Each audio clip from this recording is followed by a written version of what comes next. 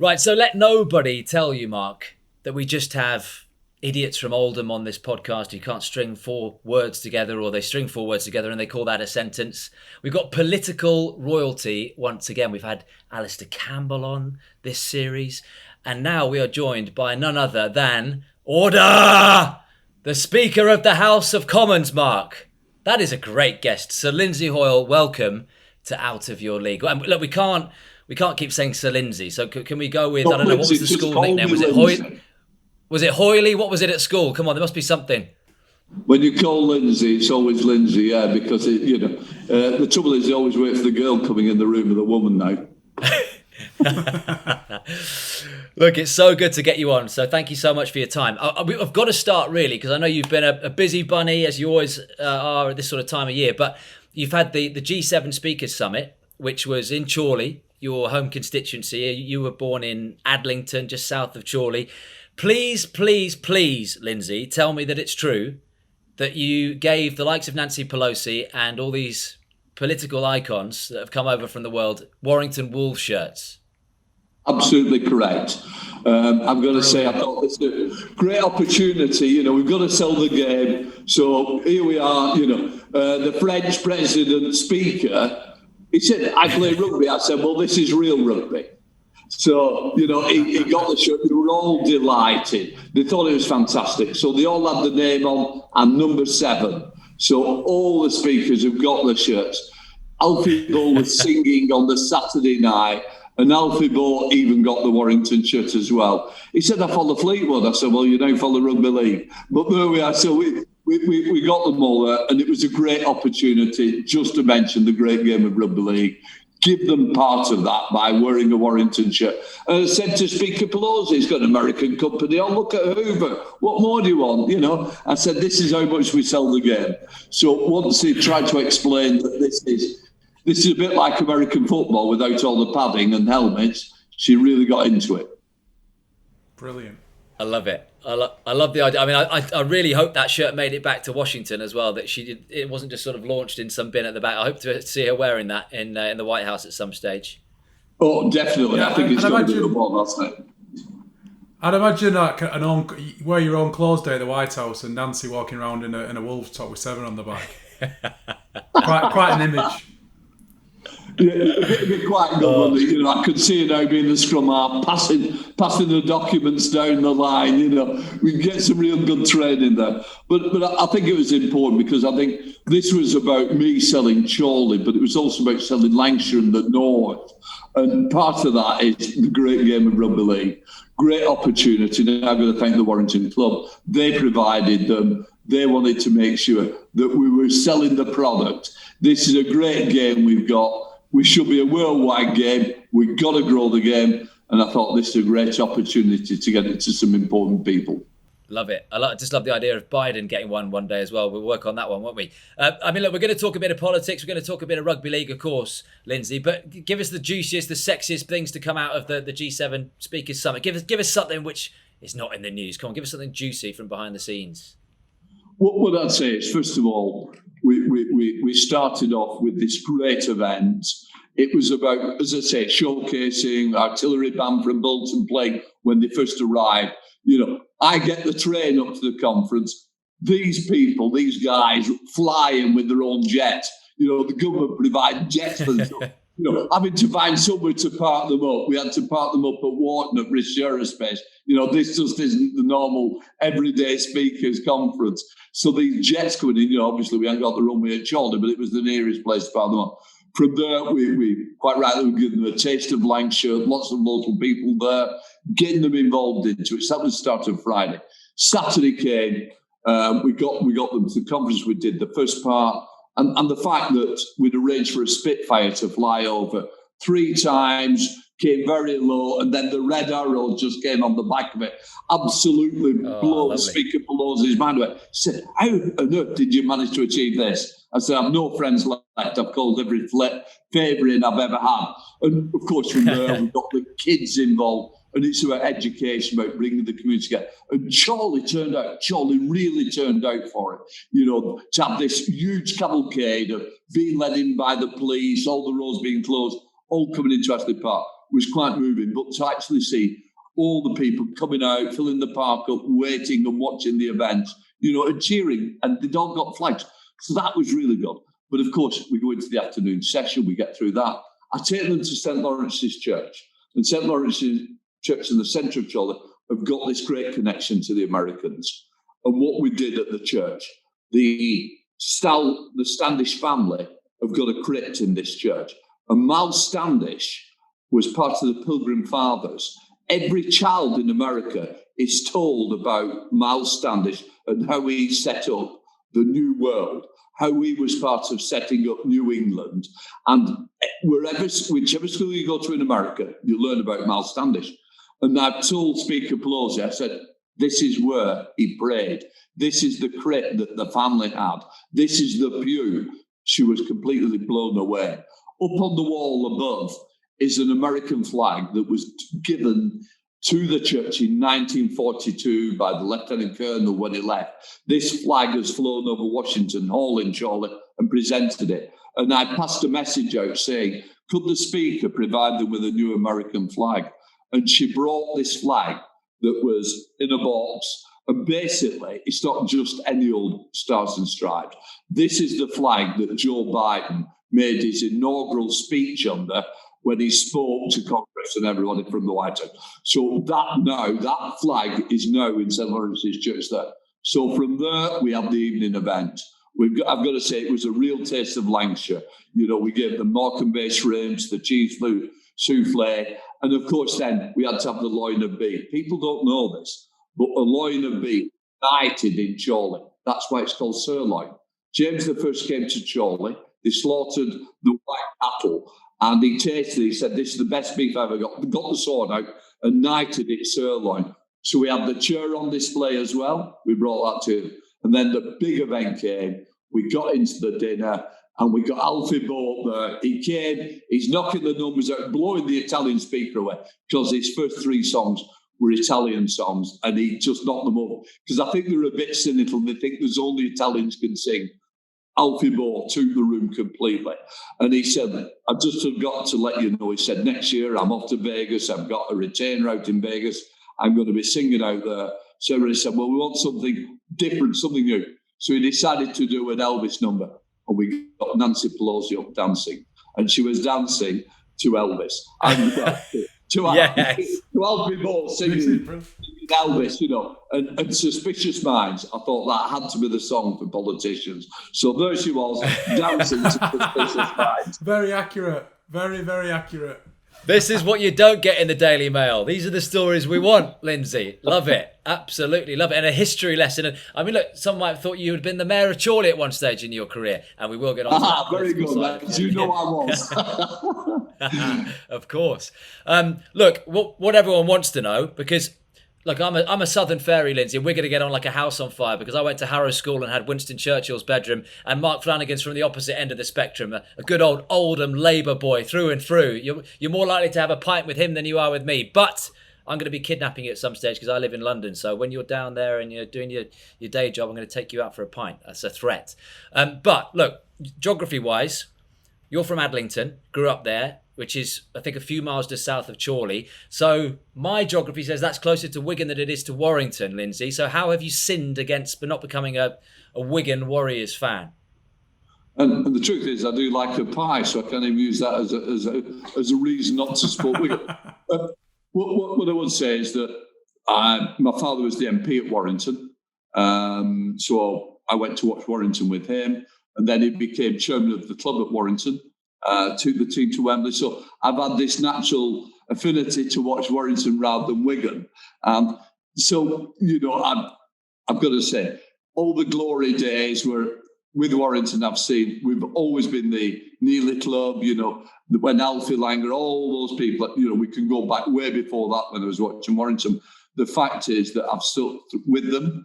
I always will stick with them. It's a bit like my football credentials. I watch Bolton Wanderers and I've had the highs, not many of them, but I've certainly had lots of lows. So what it is, it's about, if you've got an affinity and you do support someone, don't change because there's success somewhere else. And that's what it's about. And it's been about that with me. So It's really been a great experience to be part of Warrington. My father's still president of Warrington Rugby Club, and what a great club it is. And it is about that. It's being involved, getting to know everybody behind the scenes, and it's the friendship there.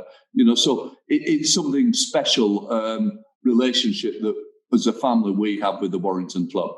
But I'm going to say it's a great game as well.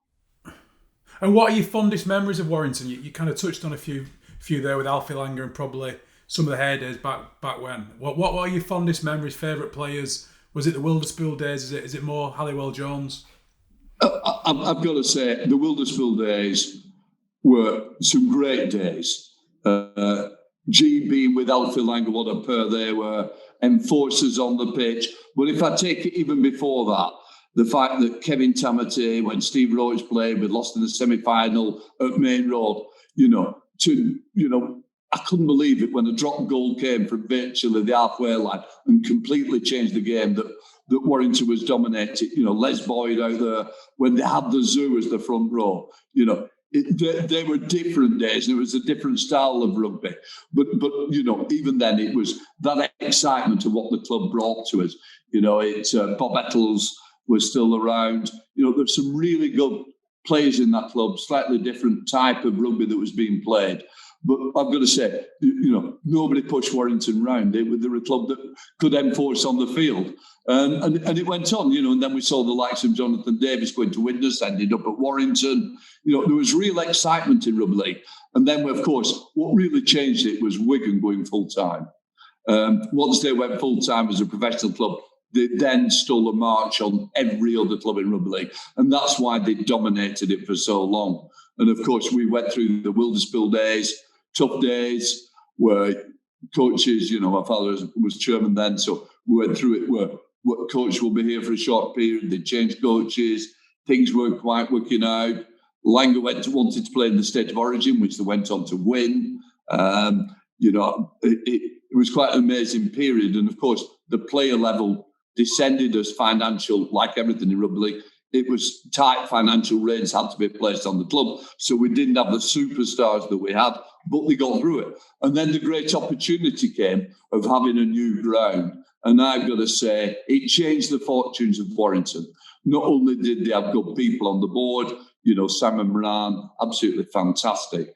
The fact that Simon was there and they decided, and in fairness to Simon, he wanted to make things happen at Warrington. We got the new ground, rebuilt the team, and of course we go off to Wembley and win the cup. And it was that turnaround of actually winning something that really meant so much to me. Fantastic team, fantastic atmosphere around it, and really was a good family club as well. So from that day, I don't think Warrington's ever looked back. Of course, we've still got one thing to win.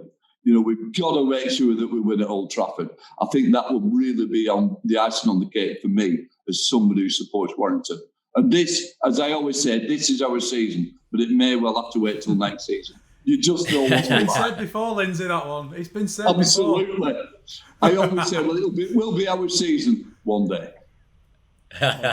Look, I think there's a really interesting time for rugby league at the moment, Lindsay, because there's this talk of expansion, this talk of modernisation, and look, everyone will always look back at the glory days through rose-tinted glasses.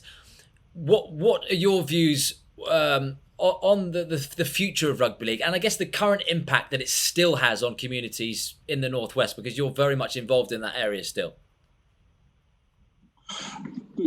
I think we're always at the crossroads in rugby league. It comes along every so often.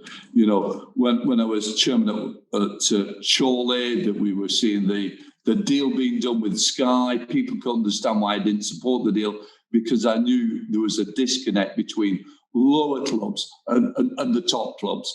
And that's the problem. You've got to have a structure that joins, whether it's amateur right through to Super League. It's this crossroads of unity. You've got to bring it together. It's all got to be linked. We've got to show someone who's in the amateur game there is a career structure here, but there's also, whether it's Workington or Barrow, in fairness, a club like Barrow has had such a rich history. Oldham, they've got to be able to progress. They've got to be able to achieve Super League status. There has to be up and down. We've got to get the excitement back in the game. We don't want to decide in the first 10 games who's going down and who's going to win everything. So I think you've got to keep something exciting about the game. We've got to look at the game. We've got to work with the game. And in the end, you've got to have the World Cup. That's why I was so positive about the World Cup. But positive now. If you've not got a World Cup and you've not got a world stage to play on, you really do struggle with just club rugby. And that's why Australia becomes more isolated. We become more isolated as well. The whole thing doesn't happen. You've got to have this platform that really develops the game.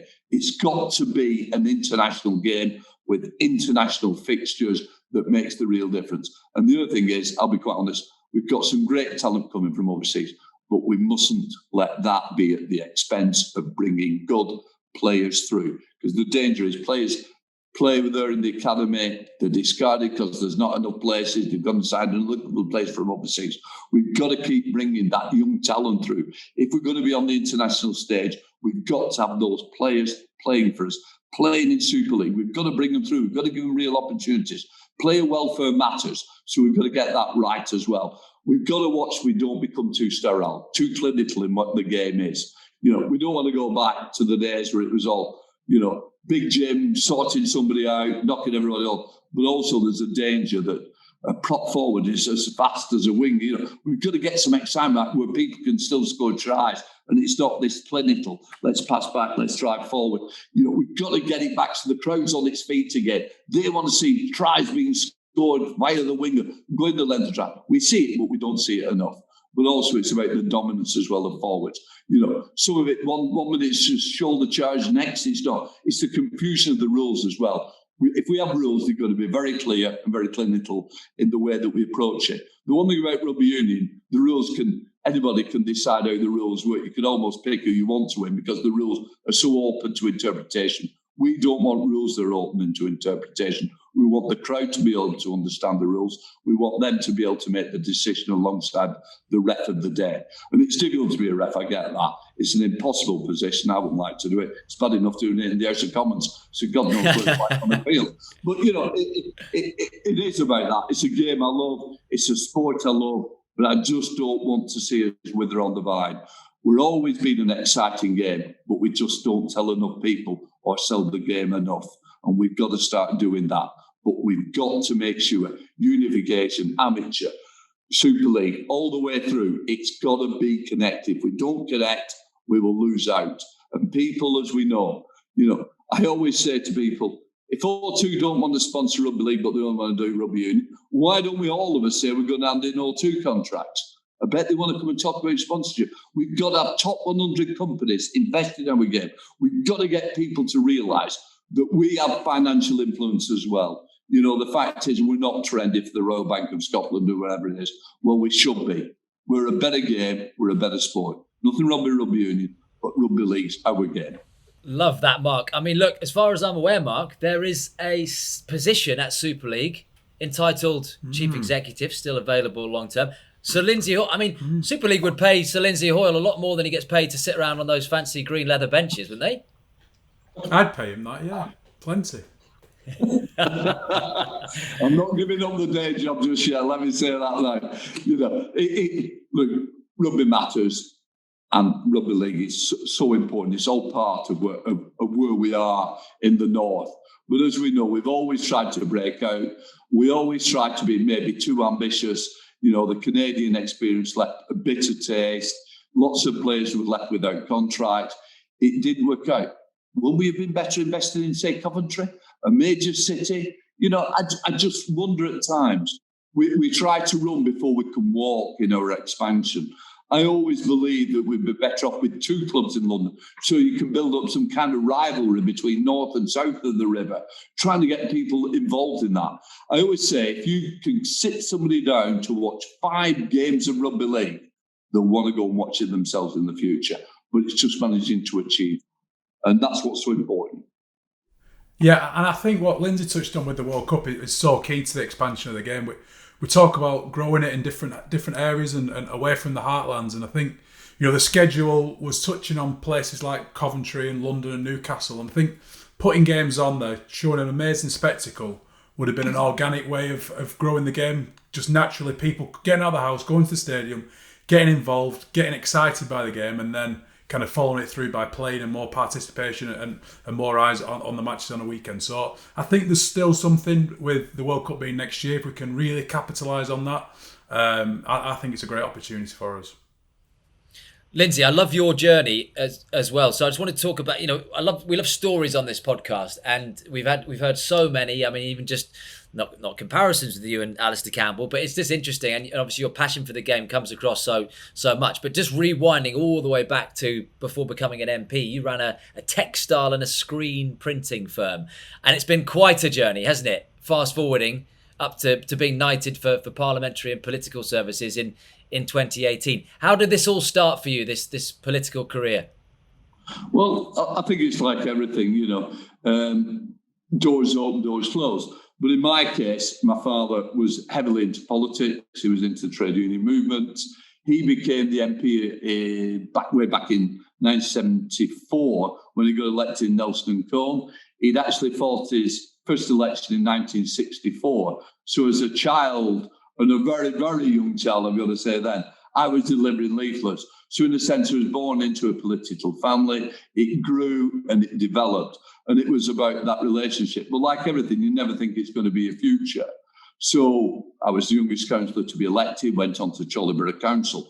And being on there was everything to me because you could make a difference for people.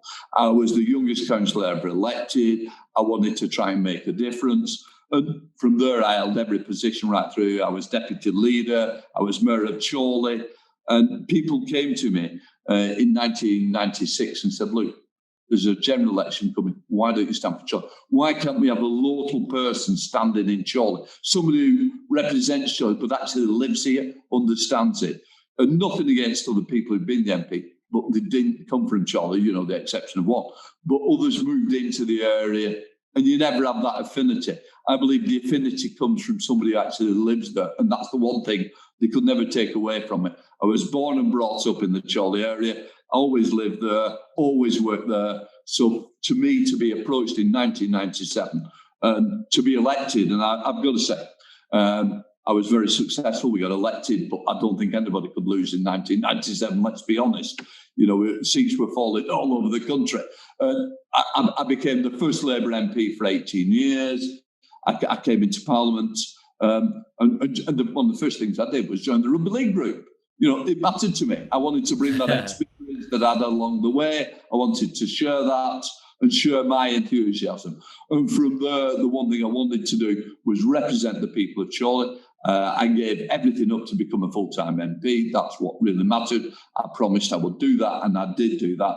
I think there's a couple of things in that. I think my wife was pleased I packed up with the Rugby League 12 months earlier. The fact that she no longer had to worry about the business.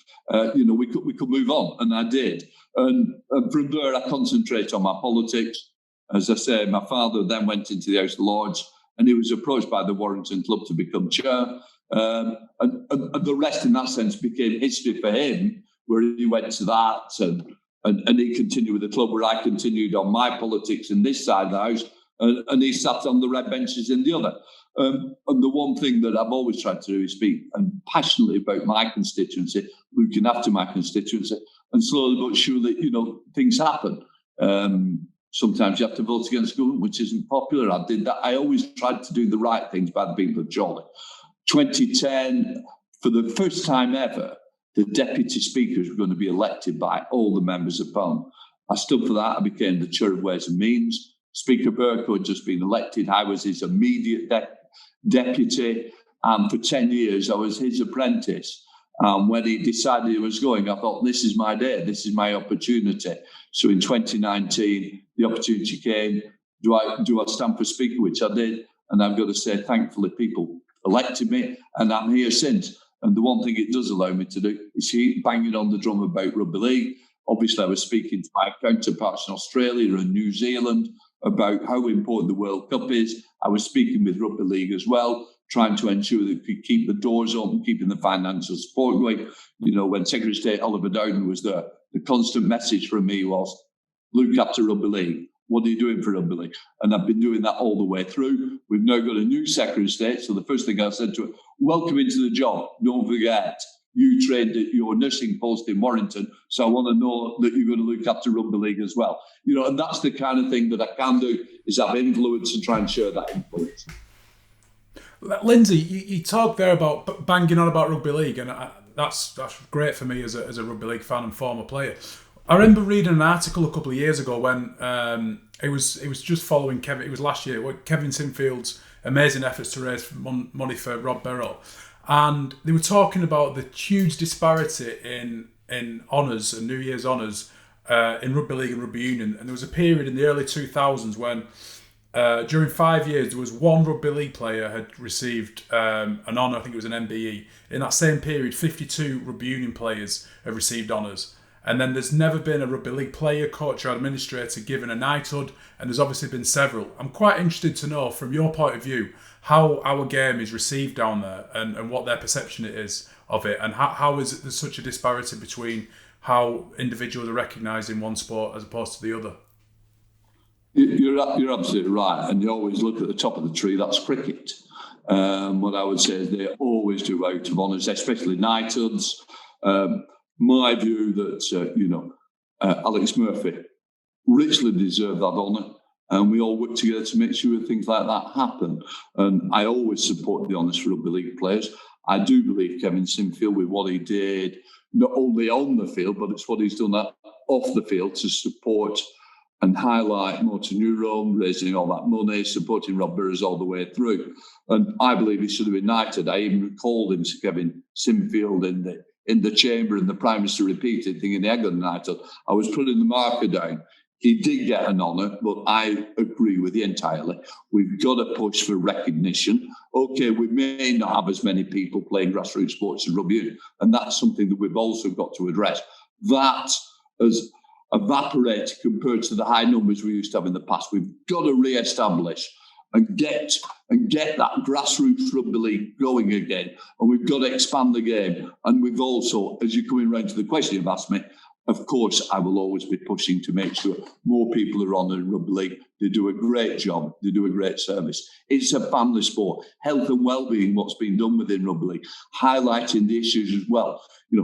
Mental health is a major problem for people who's played sport when they finish. It's also about putting that support in. And it's about recognising the people who've done that. And I'll be quite honest with you. I want to see somebody knight in rugby league. I want to see us get the honours that we deserve, just like other sports. Some are more favoured. And what I would say is there snobbery in it? Yeah, I think there really is. They'll deny it, but my view is we have that. But the one thing we've got access by myself, we've got access by the All Party Rugby League group. We're there and we'll be pushing and supporting people from rugby league to be recognised for the service that they've given. Yeah.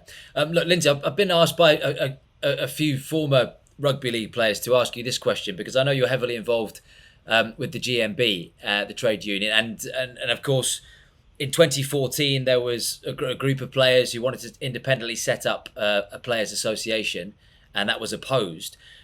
What are the GMB doing these days, 6-7 years on from then, apart from fighting fires, to look after the welfare of former players, current players, and the future of those players who put their body on the line for the game?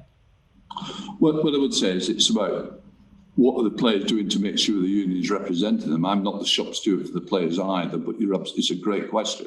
What I would say is, I saw Rob Burrow today, who's been in Parliament, and I've got to say, there's a bit of somebody who, quite rightly, this is a champion of rugby league. He's suffering an illness, and he's still coming here today, and he's profiling. And that's what matters. And that just shows you what a family rugby league is. And it's the people around him, isn't it? Kevin Sinfield, people like that, the Leeds players, the Leeds club. It's the family that we've got. How do we get the family to be represented by the union? And I've got to say, I would always say, look, the players themselves, if they join the union, they should be asking what are they getting for their subs. And that's what they're paying. They're paying to be represented. And if they're not getting represented, they should be getting the GMB in to say, actually, letting us down. The muscle of the GMB should be there to support the players. If they've got a case going to court, That's the kind of thing that you want your union to pay for, is that representation, that legal advice. And that's what they've got to do. And if it's not happening, it should happen. And I've got to say, we need to get on with it to make sure it does. As I say, players join the union, they should be asking, what am I getting for this? How are you rewarding me? How are you supporting me? But I think if you have a major injury or something major goes wrong, that's when you need the union. You don't need fine words and sympathy. You want action, and the action should come by being a member of that trade union. So what I would say is, if it's not happening, it should be.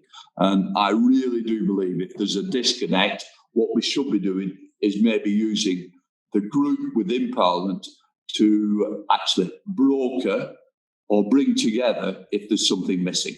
Look, Lindsay, there's so much I want to ask you. I mean, so much Mark wants to ask you as well, and Wilkin would as well, but he's not here.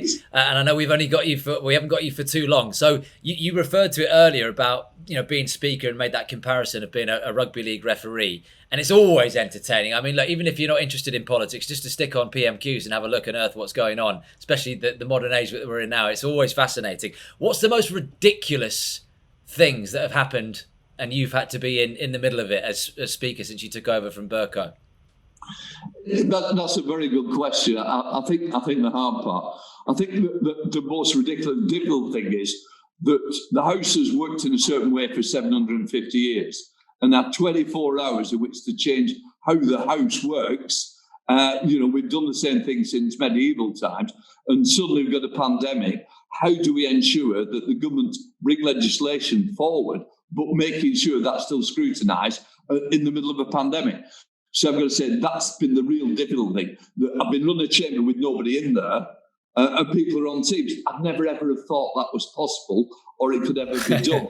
And the fact that MPs always have to walk through a lobby, give the name in to show they've voted, and that we can actually prove that you can it seems pretty obvious to most people that you can actually do it through technology to ensure they can vote remotely as well. So those were the big things that we really, really did.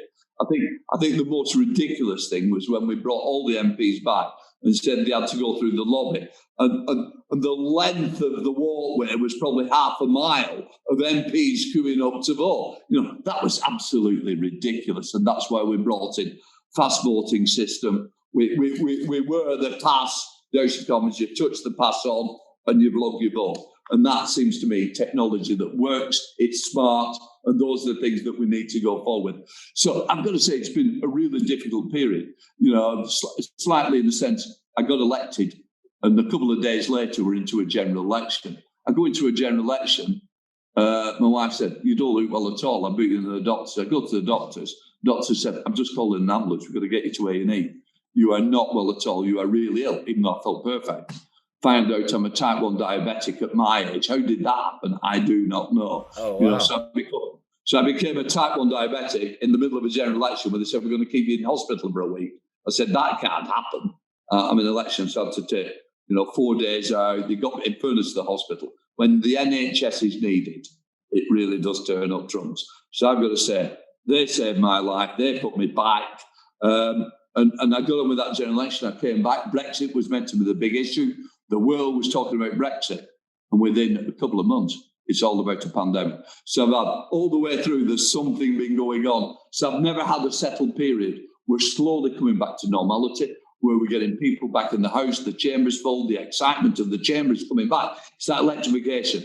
And, you get the humour in the chamber and you get the difficulties of being in the chamber. So I've got to say, I'm hoping that we're back to normal times, that we have legislation moving forward that can be scrutinised properly. And I want to show tolerance and respect within that chamber. What I don't want to is get into the situation we're in previously. It's about, we don't have to agree with each other, but there is a way of showing disagreement and not bawling and shouting somebody down. That is not the way forward. It's not a good look for Parliament. And also staff here ought to feel that the service they give to this House is respected as well. So I've gone out of my way to make sure I meet with staff, I meet with MP staff, I also meet with staff of the Commons, because they're the people that's kept the show on the road. They've ensured that MPs have managed to have a Parliament that's sat all the way through. We didn't lose any days, we've done it, we've worked well. but it's the teams around us that's made a real difference. So, yeah, there's been fun along the way. There's been difficulties along the way. But hopefully, as I say, this is now back to normality. One thing that's always frustrated me when I watch PMQs is either one of two things. When you know someone's barefaced lying and then when they're being asked a question, or completely avoiding a question that they're being asked by the other side. How is it for you when you're in that position where, you know, people are ignoring the pertinent questions being answered, that's been asked, and then that kind of the dishonesty as well, because it must be pretty clear to see from your side of things. Well, first of all, there's an assumption they know the answer. Yeah. That's the key, isn't it? You know, they get a question, the idea is he's avoided or he's not answered it. Sometimes because they don't know the answer. Yeah. These aren't questions that are pre-prepared. So, you know, there is that assumption. What I would say is people assume the line. That then becomes a political interpretation of me. I'm meant to be neutral, so that's why it puts me in an impossible position. So somebody may not give a straight answer. And therefore, if I would say that's a lie, that's not the case, I've then taken a political decision. And what we can't afford to do is politicise somebody who's meant to be neutral. It's a bit like a referee having to interpret something that is an interpretation that isn't a fact on the spur of the moment. And a lot of that has to be done. So what I would say is that I haven't got the power to be able to say, sorry, that's a lie. What we can do is ensure that people, if something isn't quite the case, that someone may put it on the record that they believed it was that, so you can get that on the record. Also, there are other ways of dealing with it. And so, therefore, it is for other MPs who quite rightly may have asked the question, who don't feel they've got the answer, or they could have been misled on the answer. Therefore, there is a route for them to take, and we have to go through the procedures that the House have put in place to ensure it can be called out. Yeah, it's a difficult one for you, isn't it? Because John Bercow, I remember, was abused really for speaking out about things, Lindsay, which he was passionate about and things he believed in. So I guess the cynics, and not people listening necessarily to this podcast, but might say, well, hold on, why is Hoyle allowed to champion rugby league and all the things that tickles his fancy in Chorley and Lancashire? Well, in fairness, it's a bit like Chorley A&E, and those are the things that matter to me. And it's not going to make a major political difference. It's not heavyweight political policies. Of course, the A&E is, but that's for me locally in Chorley. But when we come to rugby league, it's a sport.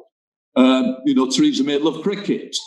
So we all had it. John Bercow would only speak about Arsenal. I don't think he's speaking much about Arsenal this year, but you know what I mean. It is about that, and the fact is that what I don't want to do is show my political views. I gave an assurance to the House, and that's who I was elected. We're elected to be neutral. Of course, I've got my private opinions, and of course, I've got my views, but I cannot show them on the major political events that will come before the House or major political policies. That is not for me to do. The one thing is when people say, well, do you share the responsibility? In the end, if it's a draw, it comes down to my vote. That's why it's better to be neutral. People ask me when I stood for Speaker, are you for or against Brexit? I said, I'm not going to say. In fairness, I said, I don't want to be ruled by saying one thing or the other. And I think that's the danger. You get typecast on where you are. And they will always say, well, he's leaning that way or he's leaning that way because that's how he voted. I did vote in a referendum. I did vote with the people of Chorley, and that's what matters. You talked about it there, Lindsay, before, and I think part of your remit has been to clamp down on the rowdiness in the comments. Because look, I mean, Hoyle can give us an order, quite one like that order, but you can also give us a real one. Give us your most disciplinarian order for us on the podcast. Order. We can do a little bit, but it's just genuinely about. That's what we wanted. And it's that kind of not having to try and use it all the time. I don't want to be like that. I actually sooner quote people. What I'll generally do is look at them, and I know where the problems are coming. And I'll look up and I'll just wave my finger and just like, calm down. And they all around up, and I'll follow them round the chamber. And the boo boys, I've got to tell you, who sit in certain seats are wound up by the whips, shout the leader of the opposition down, shout the Prime Minister down. I know who they are. And the first thing I do in fairness to Helen, the Speaker and Secretary, find out where they're sitting, tell me where they are, and I'm ready. And somebody said, it was me, you couldn't see me. No, but I recognise your voice. Brilliant. You need a little naughty step or a naughty corner, I think. Just like you go and stand over there. Face the wall. Get on that naughty step, absolutely. You see, in the end, I don't want to throw people out. I don't want to be like that. I just want to work with the house. I've got to let it enjoy itself, and I've got to let some energy out. Keep the house simmering, but don't let it boil over. If you lose it, we've got problems. So I've got to say, to suspend somebody takes the salary off them. People forget that. Yeah. If you throw them out and name them, they're straight away they lose the pay. So it could be for a week, it could be for 6 weeks. That's their income, that's their family that gets affected. So I think there's a bit both ways. I don't want to do it, and I'm sure the MP doesn't want to lose the money either. So I think it's better to have a good working relationship. Once I give them that stir, and once I give them a bit of a nod, I'm watching them, it's better they go quiet and it saves me having a problem later. I love it. You know what? There's so many good clips on YouTube of you where, you gave us that order like you just did a few minutes ago, and then it's an absolute disgrace. This is a disgrace. There's some brilliant bits out there. And look, Lindsay, be honest. There must be times where, the Chorley Labourite in you sat there and you're thinking, I'm listening to all these, and I include myself in this, these posh twats, these Eton and Harrow boys who are shouting things from the other side, and you've got to sit there with a smile on your face when actually you don't want to agree with them, and maybe they're the ones who are likely to be thrown out first. I'm going to say, don't forget they sit on all sides of the house. That's the one thing I say. Yeah, don't get too carried away by that one. Look, I treat everybody equally. I treat them with respect. I expect them to respect the chair, and I think it's about working together. And we've just got to work on it. It matters to me. And of course, I'm very proud. I'm proud to have a Lancashire accent. I'm probably the first Lancastrian. I'm the 158th speaker to sit in that chair, and I'll be the first from Lancashire. The last great speaker from the North was Betty Boothroyd. So the two of us, she did Yorkshire, I'm doing Lancashire. And here's the best of it, in fairness to Baroness Boothroyd. She turns up my office and she'll say to the front desk, "Where is he?" "Oh, he's in his office. Tell him I want dinner with him tonight, 7:30. And she'll sit me down and say, "No, lovey, I just want to know why have you done this? And you should be doing it this way." So I still get a good lecture off her. She's brilliant, She's an absolute icon of speakers. So it's great to be able to get that advice. Here she is, 90-odd-year-old, coming down to the office, giving me a good lecture. And that's what it's about. It's about building this friendship, this warmth, and being able to talk to people and taking good advice. I'm going to say she's a great friend and she's a great asset to the House of Lords. So things can work out. And of course, she was from Dewsbury, so she gave them a good rugby league too. Look, last couple of quick fires for you, because we're not going to keep you much longer, but the questions that everybody wants to know the answer to. If you're stuck in a lift, and you're stuck in a lift for a long time, Lindsay, we're talking 2-3 hours here, would you rather be stuck in that lift with Boris or Sir Keir? I think I should be on my own. Neutral again. Very good, very good. Yeah. And of course, this is just from my silly little brain. Who'd win in a fight, Sir Lindsay Hoyle or John Burko? I don't think we need a jury to judge that one. Yes, that's it. Lindsay, it's been so good to have you on the podcast. Thank you so much, and it's great to just have a different flavour and a different voice to speak to the people that listen to this. Who's going to win? Who's going to win the grand final in October? Well, hopefully, I'm going to say my head will probably say St Helens is going to be there. My heart tells me that Warrington can do it, so I'm going to go with my heart at this stage. I come back round. If it's not this season, it'll be next season. But I'm still confident that we can do it. We've got a great team there. When Warrington are on form, they can beat anybody. But you're always up against the might of St Helens. Whatever happens, they're just a machine. The problem is we need somebody to pull the plug out. And look, I tell you what, Mark, we were so lucky to get an order of that calibre from Sir Lindsay Hoyle, because that's going to be his trademark even going forward. Fast forward 5 years when he's on Strictly Come Dancing and he's going to be I'm a Celebrity and all these things that he's got. He's saying no already to that. You have to say no now, Lindsay. You wait till the checks come in 10 years' time. We'll see you with Oti Mabuse on BBC One. Don't ask Catherine if she thinks it's a check. That won't be the answer. I won't end up having to do it. But no, it's down to me. It's definitely a no. Brilliant. All right, Lindsay, thank you so much. Enjoy the grand final. Let's see if Warrington can do the business for you. And great to have your insight and your passion for rugby league. So thanks so much for coming on Out of Your League. No, really enjoyed it. Thanks for having me on. We'll do it again sometime. Thanks, Dave. Yeah, bye. That'd be great. There we go. That is Sir Lindsay Hoyle, Speaker of the House of Commons. Don't forget you can download all the episodes gone by from all the years gone by, Mark, at Out of Your RL on Twitter. Give us a little follow and we'll see you next week with John Wilkin. I promise the wanker will be back. Thank you very much. See you next week.